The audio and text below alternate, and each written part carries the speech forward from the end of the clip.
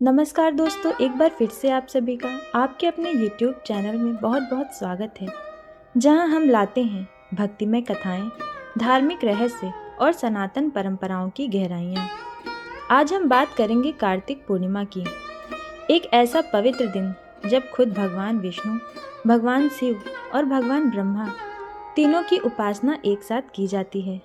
यह दिन देवताओं के लिए भी उतना ही शुभ माना जाता है जितना इंसानों के लिए। हिंदू पंचांग के अनुसार कार्तिक माह की पूर्णिमा तिथि को कार्तिक पूर्णिमा कहा जाता है। यह दिन बहुत शुभ होता है क्योंकि माना जाता है कि इस दिन भगवान विष्णु क्षीर सागर में 4 महीने की योग निद्रा से जागते हैं और देवोत्थान एकादशी के बाद यही दिन उनके पूजन का सबसे श्रेष्ठ माना गया है। कार्तिक पूर्णिमा को देव दीपावली भी कहा जाता है। इस दिन गंगा घाटों पर लाखों दीप जलाए जाते हैं। ऐसा लगता है मानो स्वयं देवता धरती पर उतर आए हों। काशी, प्रयागराज, हरिद्वार और उज्जैन जैसे तीर्थों में इस दिन स्नान और दीपदान का विशेष महत्व है। कार्तिक पूर्णिमा से कई पौराणिक कथाएं जुड़ी हुई हैं। सबसे प्रसिद्ध कथा है त्रिपुरासुर वध की। तो चलिए बताते हैं आपको इस कथा के बारे में। माना जाता है कि त्रिपुरा नामक राक्षस ने ब्रह्मा जी से वरदान पाया था कि कोई भी देवता उसे मार नहीं सकेगा।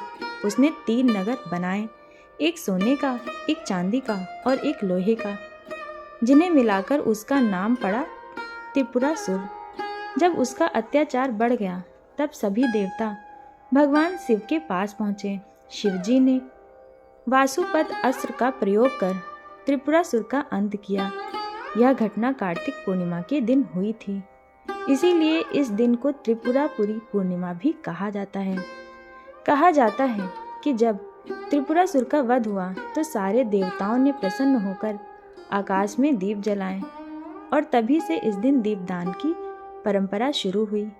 एक अन्य कथा के अनुसार इस दिन भगवान विष्णु ने मत्स्य अवतार धारण किया था, जब उन्होंने राजा मनु की नौका को प्रलय के पार लगाया था।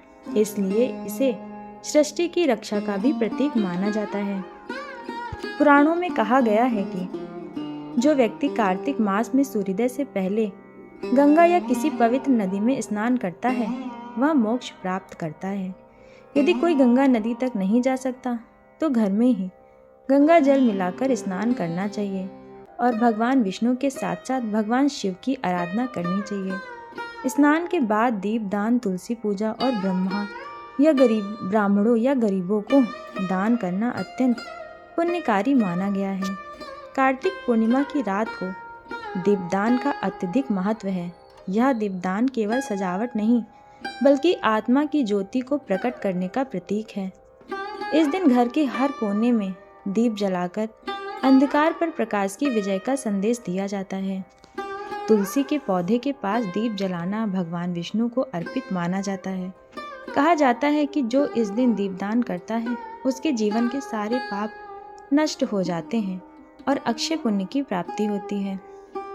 इस दिन कुछ नियमों का पालन करने से पुण्य कई गुना बढ़ जाता है, जैसे प्रातः ब्रह्म मुहूर्त में उठकर स्नान करें, भगवान विष्णु और शिव जी की पूजा करें, तुलसी को जल अर्पित करें, ब्राह्मणों, गौ और जरूरतमंदों को दान दें। दीप दान करना ना भूलें, विशेषकर नदी या तालाब के किनारे। परंतु इस दिन किसी का अपमान, झूठ बोलना या हिंसा करना बहुत अशुभ माना गया है। यह दिन केवल शांति, प्रेम और श्रद्धा का प्रतीक है।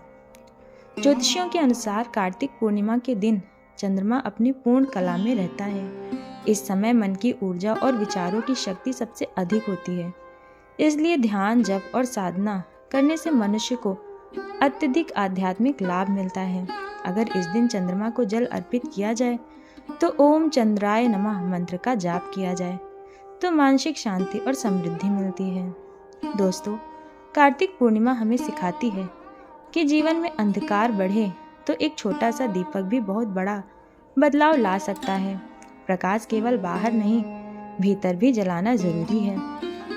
इस दिन की गई भक्ति, दान और ध्यान हमें ईश्वर से जोड़ते हैं और आत्मा को शुद्ध करते हैं। तो इस कार्तिक पूर्णिमा पर अपने घर में, अपने दिल में और अपने कर्मों में एक दीपक जलाइए और प्रभु के प्रकाश से अपना जीवन आलोकित कीजिए। जय श्री हरि, जय भोलेनाथ।